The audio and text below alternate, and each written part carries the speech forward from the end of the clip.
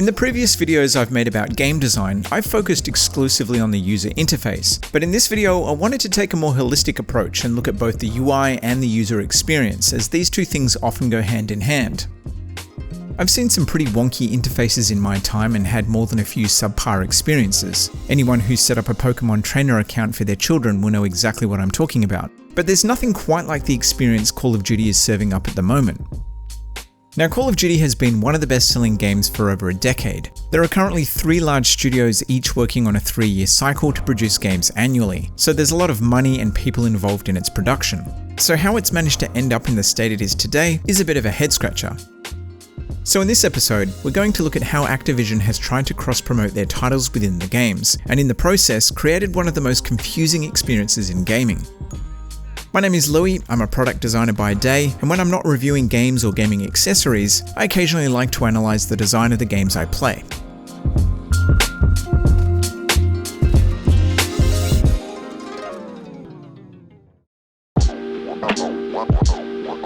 In the past few years, user-centric design has become a popular approach to building products and services.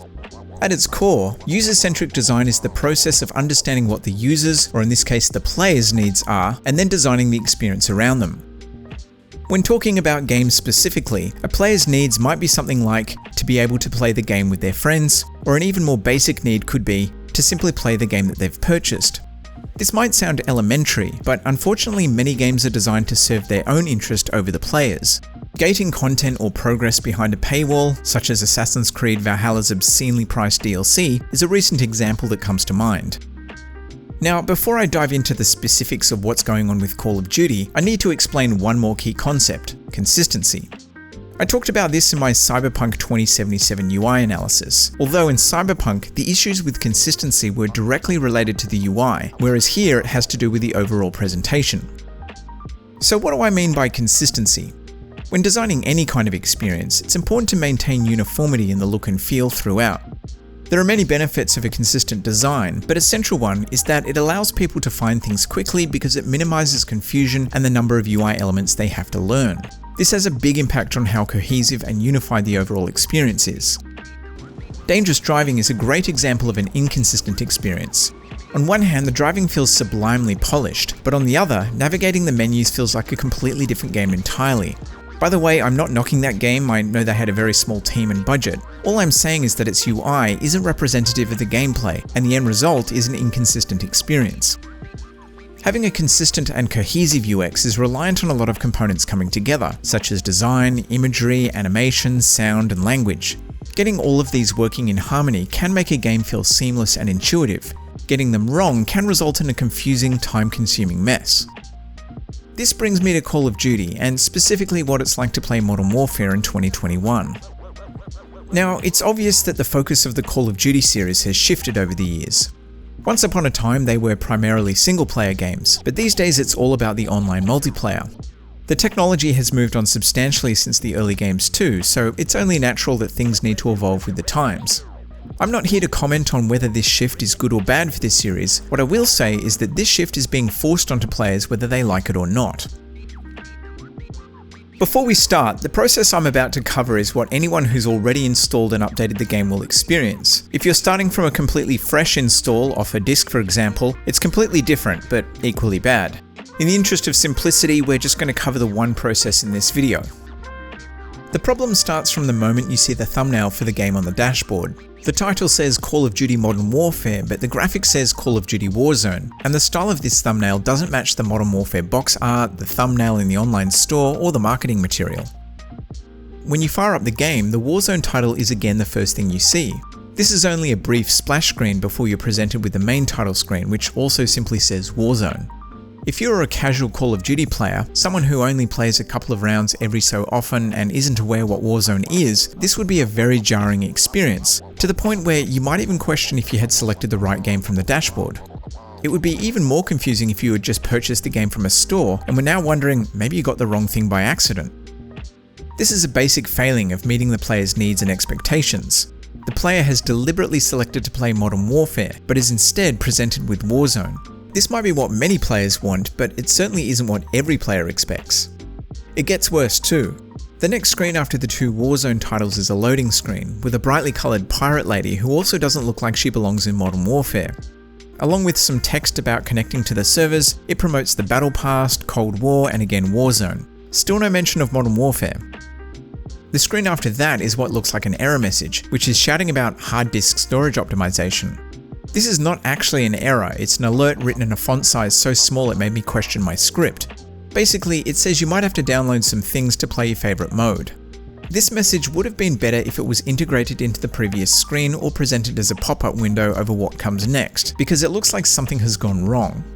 The button text is a little misleading too, because you're not really confirming anything. An I understand or continue button might have made more sense here. The information on this screen is important because it explains what you're about to see on the next screen, but my guess is that most people will skip it because of how it's presented and the confusing language that's being used. The next screen is the main menu, and finally Modern Warfare is displayed, although it's presented on the right hand side so that you look at it last. In some titles, like Black Ops, you could even customize which mode the game automatically booted into.